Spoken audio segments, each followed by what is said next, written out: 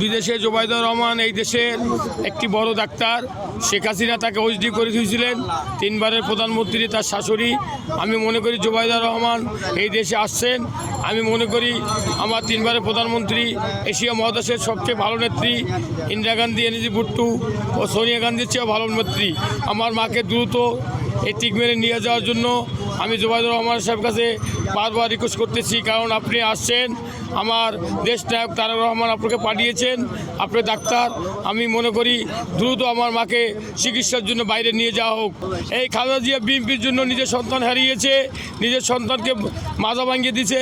আমি চাই তারেক রহমানকে এই দেশে ঠিকমতো ফিরে আসুক। আমি চাই আমার মাকে সুস্থ করুক, আমার মাকে আল্লাহ ভালো করুক।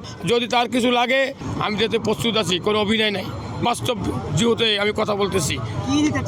যে কোনো জিনিস লাগে, যদি রক্তের সাথে মেলে, আমি তো নাটক করে লাভ নাই।